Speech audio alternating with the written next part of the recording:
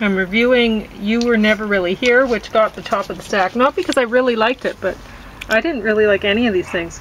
The Mrs.Bradley Mysteries, 10 Things We Should Know, or We Should Do Before We Break Up, and Monday. James is just eating soup, because I'll make something fancier later on. It's just, we want to get out and get This is kind hiking. of like what my stomach is craving. Well, anyway, I've been waiting for a while to go hiking, and because it's a beautiful day. Maybe tomorrow. And I was really okay. Well, I'll go on my own. Oh, you're going today? Well, yeah, I'm gonna go both days because it's gonna be like it's gonna be nice again tomorrow. But I think I can make it going. Well, at least I'll go for a little walk in the neighborhood then, because I don't want to miss out on this. It's beautiful. Okay, so first I'll read my poem, which I wrote this morning, first thing when I woke up, because lately I've been waking up to interesting dreams that I think are messages, but I don't exactly know what they mean. So here's my poem, which so far I've called it A New Delivery. I don't know if that's what I'll go with in the long run or what, but we'll see if James can figure out what it meant, because he figures my dreams out right away. You should take, well, not right away. He's really good at it. Maybe half an hour. A man who wears a thick gold chain and short-sleeved blouse in sacred blue has had deliveries again. He stands, unpacking boxes, new arrivals to his sofa shop. The morning's warm. His blouse is pressed, but stays unbuttoned over top an undershirt. How Dad once dressed. Though more relaxed, Dad's sleeves were long, well-buttoned, and not sacred blue. He looks Italian, stocky, strong, and glad with work he plans to do. He unloads each big cardboard box of life-size dummies, gray with red and white striped heads, much like the socks I put on when I woke. Each head is faceless, formless, just a sock, but stitched up round, not square at top. Like these socks. The owner's calm and doesn't talk. He's happy in his sunlight-lit shop.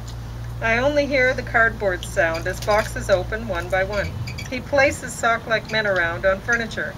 He isn't done, but stops, like he begins to see that they are dressed like him that day. Same blouse, white shirt, gray slacks, like he had planned out everything that way. What did he order dummies for? Who was this man? An actor I had seen in movies long before? I dreamed about him as this guy? And why this dream? And why last night? Am I his dummy sitting on a sofa in the morning light? Pressed clothes, new shipment, during dawn, everything was fresh and new. He wasn't as I pictured God, and yet perhaps it could be true. His showroom dummies sure were odd. Dad died when in his 50s. He was Christian. God seemed like my dad. Why did I dream him differently? So dreaming wouldn't make me sad? Am I to put an order in so God can ship my dreams to me? Perhaps it's time that I begin to shape my new reality. Or maybe I'm God's dummy, to be set upon a sofa in the sun without the means to do a thing but watch the day begin. God's shipment did seem ill-conceived to me. Perhaps God thought so too once it arrived. Had he believed his dummies would do work? He knew they'd only cost his company. A write-off from the start. But he was lonesome for the company to keep some dummies just like me. I don't know, what do you think? Seems pretty good. It's a whole lot better than Margaret Atwood's attempts at dream But poem. what do you think? Like, I was thinking at first, he's working in this furniture shop, or owning it, right? But I don't know. And I was thinking at first, well, a sacred blue shirt, which is like like the blue of this chair or whatever, right? It's not that dark. Look up, it's this sky. Yeah. So anyway, sacred blue. What color was the undershirt? White, like a white undershirt. Like clouds. Yeah. So I'm thinking it was God, but maybe not, right? At first I'm thinking, is he an Italian guy? But then I thought, oh, well, the Catholic Church. So maybe that, you know. But, I mean, This guy was working with his hands? He was unloading, unpacking boxes. Oh, he was unloading. Okay. Yeah, he was opening the boxes and taking these dummies out and setting them on the furniture in the furniture store. And yeah, I don't know. At first I was thinking, well, blue shirt, like blue collar maybe. Well, it could be that too. But I don't know, right? But anyway, I'm thinking God. Could be. Yeah. And I mean, he was in his 50s, right? And I was thinking, well, I always pictured God like my dad. I don't know if most Christians do, or if it's most Christian girls do. I think it's common. So, but that's how I always pictured God, was my dad. And that was basically your dad's age. Yeah, Weirdly and that was his age when he died, right? So then I was thinking, well, maybe it's that, right? But then I thought, well, why didn't I picture him as my dad? You know? Yeah. Because I always pictured God as my dad. So why did I picture him as this different guy that he's just an actor, right? But I think he's an actor. I don't know. I mean, maybe he wasn't, but maybe he was somebody that I just remembered seeing a long time ago or something. But I think an actor. I watch a lot of movies. To get on with that. Yeah. That's a segue. Yeah. So anyway, these I watched while writing a lot of poetry today. And last night. I watched some last night too. And honestly, I'll talk about, like, this is what I was watching last night, and I can't remember it, even though I wasn't writing poetry. I don't know what I was doing, not paying close enough attention to this, evidently. So, this one, I wrote poetry all the way through it, and I think I'd seen it before. I don't remember exactly whether I had, and honestly, I was pretty engrossed in my writing today, so I didn't really see it today either. But still, from what I saw, it seemed to have a lot more story going on than the rest of these things, which amazed me, because this stars Diana Rigg. Oh my God. I know. And I expected so much from it. I was going to guess it's a Agatha Christie type thing, and then I looked, Mrs. Bradley Mysteries. Yeah. And so she plays Mrs. Bradley here, and apparently Diana Rigg, like, she was hosting what do you call it? Was it PBS that did that? I think so. The Mysteries. Okay. I can't remember what the Mysteries show was I called, but it had the Edward Gorey art in the beginning. Oh, right, okay. Yeah, so anyway, it was on that show, and so she was hosting this show that she was starring in. And the best one of these 4 that are in this disc, the 4 episodes, was Death at the Opera. As far as I could tell, that was the best one. And that one, if I remember correctly, starred, well, it starred Diana Rigg, they all did, right? But it also had David Tennant in it. A young David Tennant. Yep. Which was interesting to see, because I'd never remembered him in anything before Doctor Who. But that's what it's like with actors. You end up seeing them in something that you really get into, so you see them all the time. And then you recognize them from way back and things that they did earlier, right? So that's kind of fun. And so he played Mr. Valentine in that episode, and then there was another guy who played her driver, George somebody. I can't remember his last name off the hand, but he ended up being a star of his own show later on. It's a detective mystery show, and I can't recall the name of it just now. That you've seen some other time. Yes. Okay. So, so that's kind of interesting. It's neat to see people that you recognize later on from other things or whatever. So, but honestly, I don't know if it was that they did a bad job producing this show. Is it BBC or ITV? Or yeah, BBC kind of thing. But the acting was good, great, you know, but honestly, I don't know if Diana Rigg was really well suited to this role. Maybe that's the problem. I don't know. Or, I mean, she doesn't, as much as she was stunning when she was younger, by the time this was filmed, she is not. Too much smoking. Let herself go. Well, it's too much smoking. Is she? She's bigger too. Okay. Right? So, I mean, she's bigger than me. And I've let myself go a bit.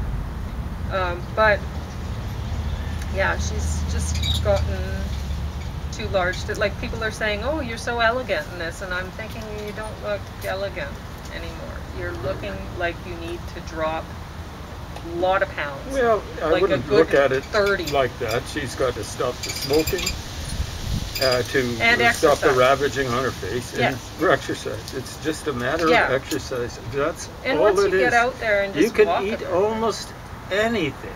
If you're exercising. So long as you exercise sufficiently. And I'm not talking about exercise bulimia. Yeah. I'm talking about just getting out and walking. Just make it fun. Go on a nice hike. It's, you know, a beautiful day like this. Why wouldn't you want to be out walking in it? You know, go find some lovely nature to look at, some birds to feed, whatever. Chuck in a little swimming if you know how to swim. Yeah, and if you like that, whatever. But there's got to be some sort of activity that you actually enjoy besides I don't eating. have time. And they're always on their smartphones or, you know, like Netflix or whatever. People have got plenty of time. And I don't know. I mean, Diana Rigg, yeah, she's an amazingly powerful kind of woman, right? But honestly, in this role, I just didn't like. They had her looking at the camera and talking to us as though we were a part of this whole thing. That's a comedy routine. It is. And actually, when you're in comedy, that's one of the first things they tell you. Yeah. In your first play is look. This is like if you're on stage, they say look out at the audience. Yes. And the equivalent would be look at the camera. She is not suited to that. She's not suited to comedy. I don't think she's she a wasn't comedy suited character. to looking at the camera like that. Yeah. And honestly, it seemed uncomfortable for her. Yeah. It did not seem natural. So I think that was a large part. She was not suited to this role. There you go. That's it. And what else was I going to say? I mean, she's, I think, been a Shakespearean actor, stage sort of stuff. You learn how to do comedy, but it's hard when you're. I think she's tall. She is. We tend to laugh really at tall, smaller people unless they're really goofily tall. Oh, exactly right. I mean, I think she almost like towered over Steve way back in the day, and I don't think of him as being a short, wee little guy. I think he was tall too. But yes, so people have a hard time taking small people seriously, and the opposite. Tall people, they tend to take, I think, too seriously. But honestly, I don't know if I'm really into watching so much 1920s England anyway. Well, you know, like one of the big troubles is, you see, like, you think of what makes Hercule Poirot appealing is he's not English. That's one of the reasons why Agatha Christie's been able to sell around the world. I even bought an Agatha Christie novel when I was in Russia back in 1991. Well, Murder on the Lake. Diana Rigg pointed out, while she was hosting, that the author had written 80 of these Mrs.Bradley Mysteries. So she was really author is I it? don't remember. Must mention. Well, it must somewhere, but I didn't care that much. I don't know who that would be. Marjorie Allingham, who's a contemporary of Agatha Christie. Her big hero is the guy called Campion. But I don't know how that person sold so many mysteries, because honestly, they weren't that good. I'm watching the mysteries and I'm like, oh, that's boring. Well, like, honestly, I can't remember what happened in a lot of these. It might be Niall Marsh or something like that. Ngaio, I think she's from New Zealand. And I do write poetry while doing it, and I did. The other was, who was that little right-winger? Her big hero was something like Lord Peter Wimpole or something like that. And conveniently forgetting the name. But I don't know, there's lots of people who write lots of different things. This person might have written it retrospectively. Instead of living through the 20s, she might be writing about it Oh, 100 years yeah, before or something like that. yeah. I guess that's worth looking into. I didn't though. I don't think so. So, anyway, there's too many people writing too many mystery novels, as far as I'm concerned. I have more soup for you too, if you're. Oh, I could eat more. Yeah. Okay. 10 things we should do before we break up. The Lover's Unbucket List. And I didn't like this show. I like Christina Ricci. I didn't necessarily like her in this role that much. I didn't like any of the characters. It's really hard to when you have a drama and you're not identifying with anyone. Where's Christina Ricci?